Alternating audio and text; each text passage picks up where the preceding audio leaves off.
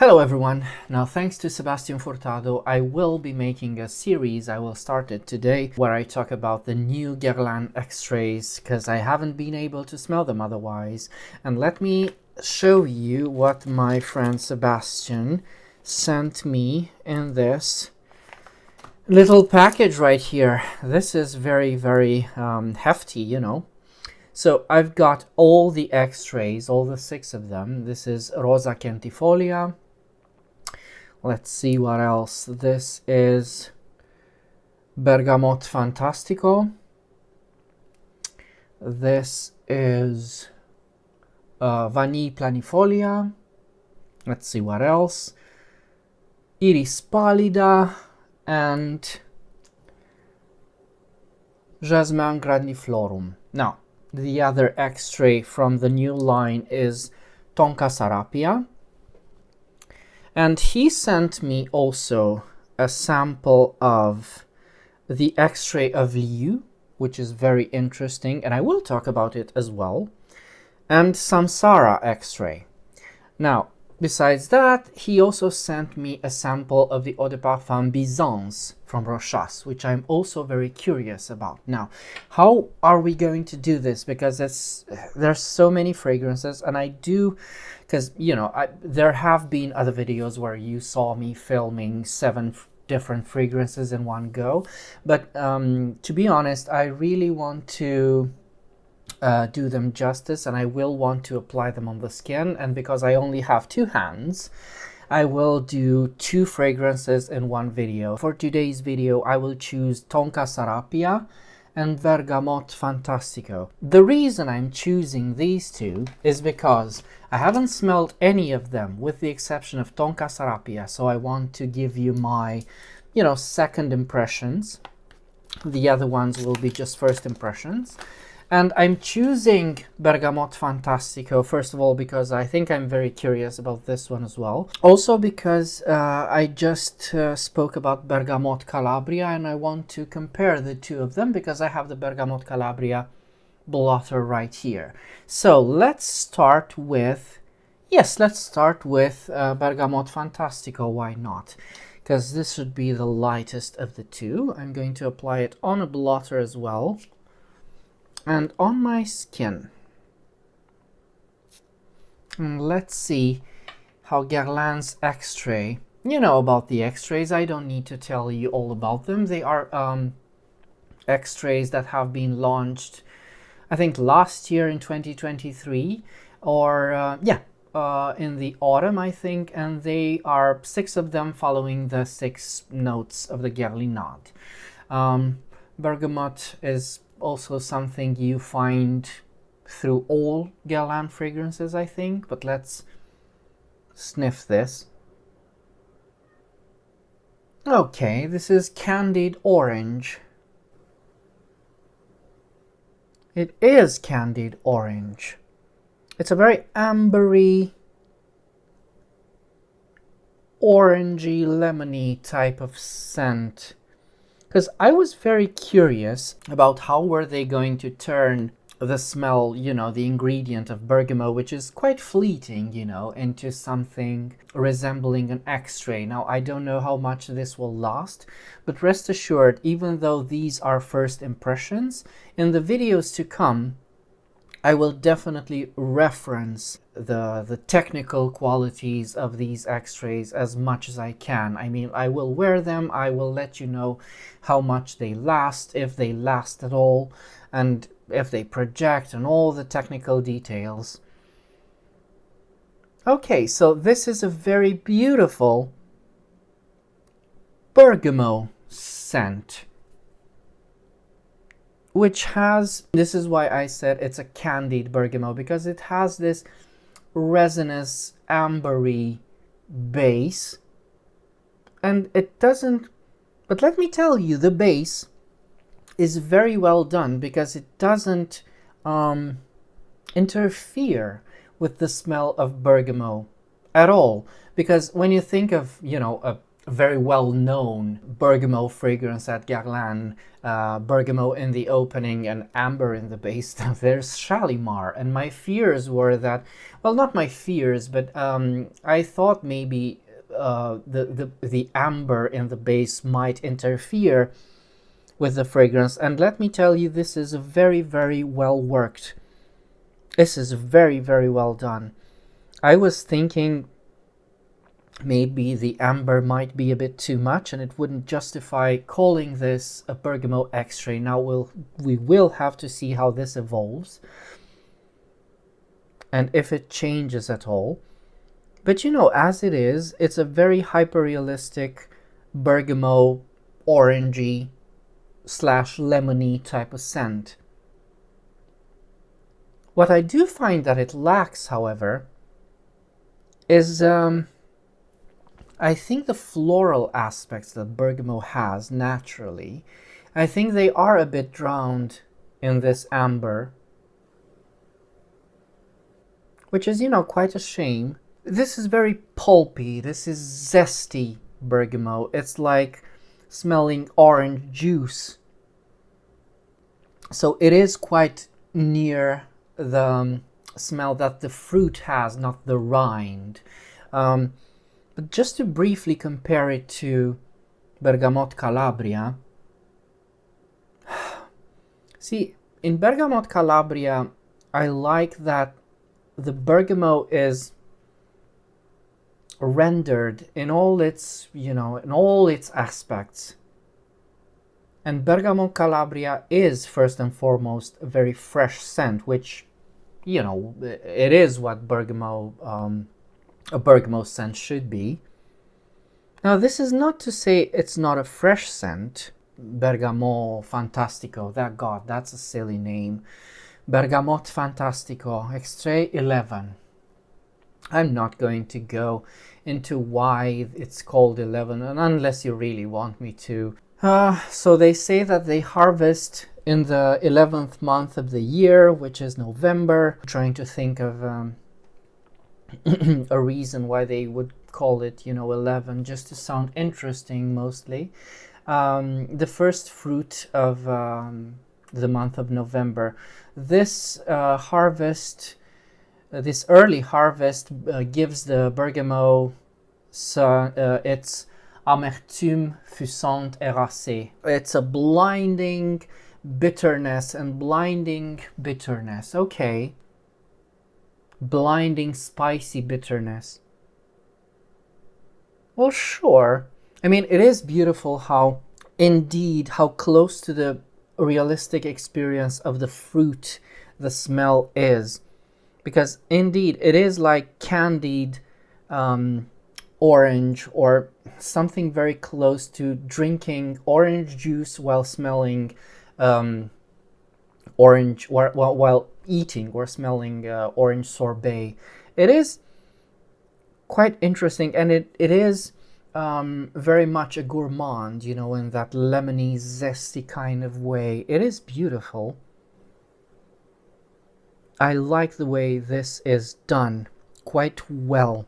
I mean, there has to have been some work involved in this, because as far as I know, the raw material of bergamot doesn't resemble the fruit all that much.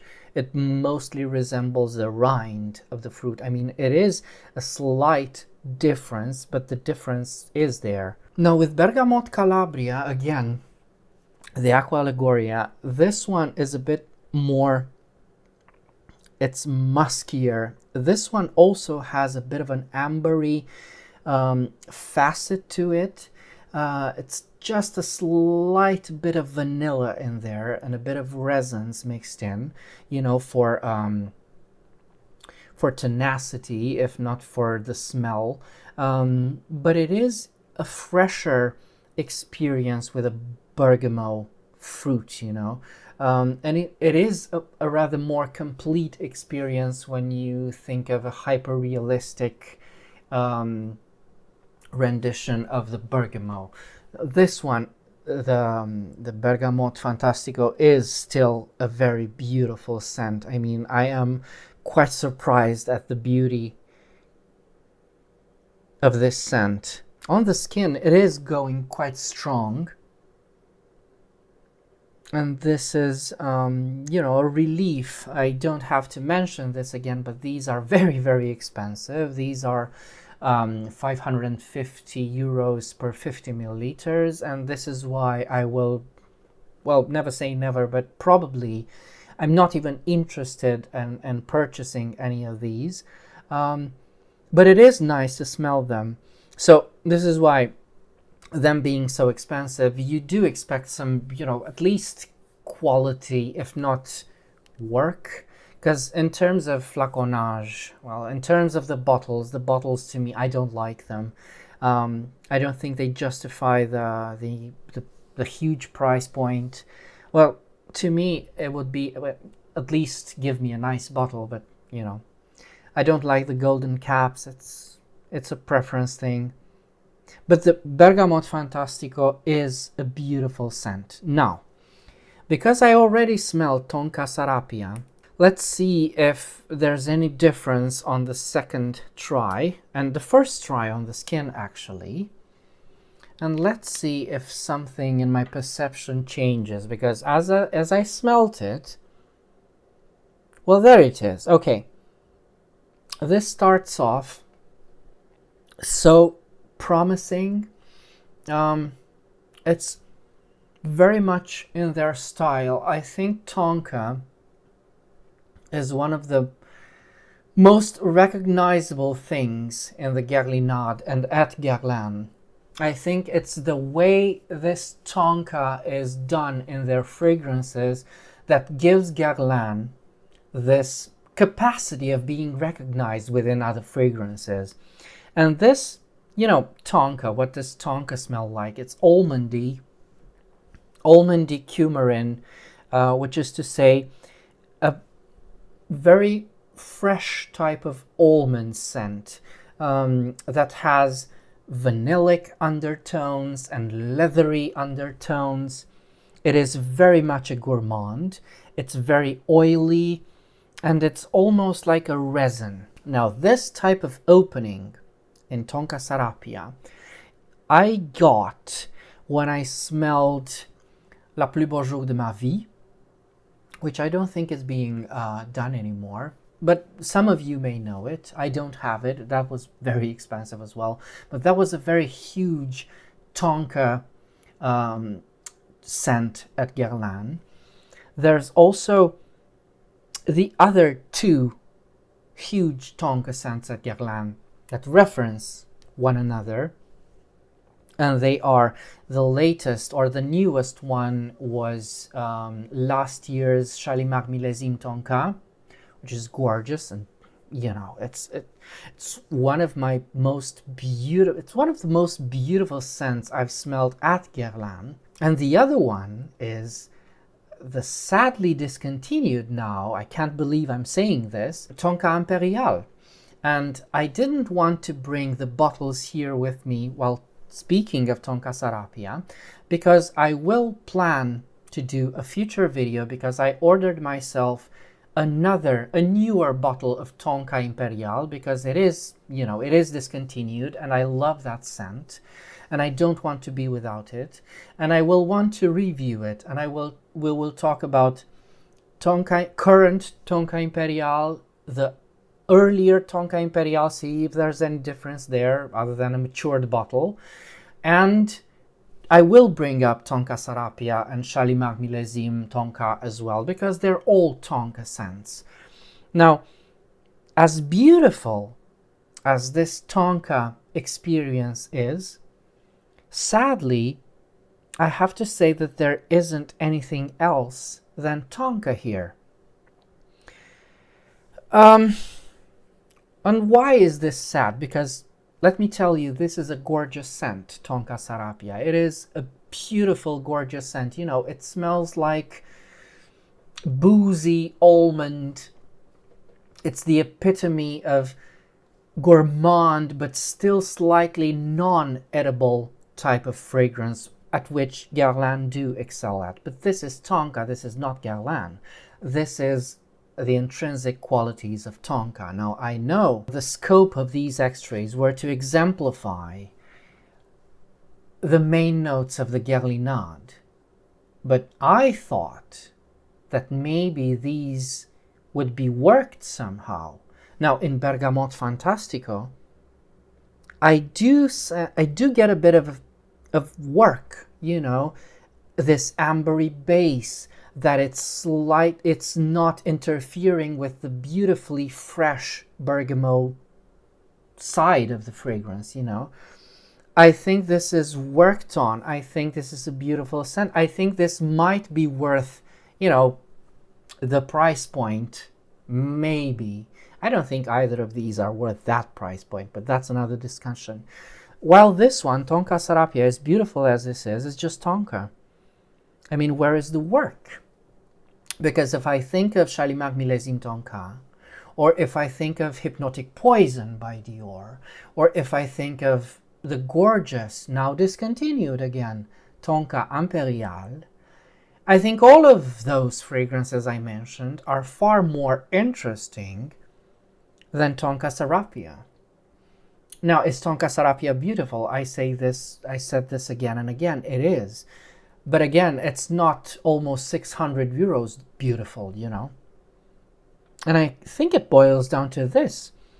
I mean, had you released this with a lower price point, say 300 euros, like you used to have the Extraits, or even 400 for 50 milliliters, maybe, you know, but this one, it's 50% more expensive, and I can't just go. It's a mental barrier that just keeps me from even appreciating this for what it is, because I think the presentation of the fragrance is very, very important.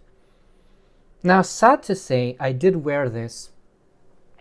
I did try it, and it doesn't change. It's fairly linear. There's nothing to see here, which is, you know, it's neither here nor there. It's just a beautiful almondy smell.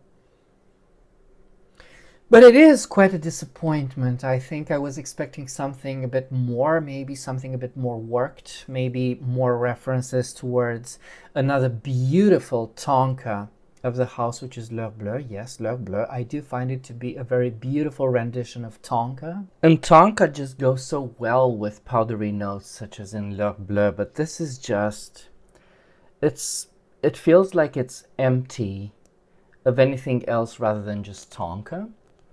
And, you know, Tonka and its natural facets, which, as I said, they are nice, but is that enough, you know? Now, Bergamote Fantastico, you know, it turns out this one is also a bit musky, just like Bergamote Calabria is, which is, you know, cheaper. But there's also something else about Bergamote Fantastico that just struck me right now. It's got this very familiar thing that I smelled at Guerlain only while smelling their latest limited edition of Habit Rouge, which is Habit Rouge Rouge Privé. That's a horrible name to say. I don't know how to describe it. It's maybe that effervescent, very close to nature, orangey type of smell, which, you know, it is. It has to be bergamot. It's either bergamot or something new they started using, or they started testing with the occasion of Habit Rouge Rouge Privé. And I think right now the closest thing at Guerlain to Bergamote Fantastico would be that Rouge Privé, which is, you know, I don't think it's available anymore, but who knows, maybe you can still find it. But that being said, Rouge Privé is still, I have to say this, it is still a more interesting scent than Bergamote Fantastico is, and again, you know, it's way cheaper. So, you know, both of them are lovely scents. I can't wait to try the next pair of Extraits right here. And If you've got any other questions, do let me know in the comments. And until next time, remember, fragrance creates memories, and may yours be happy.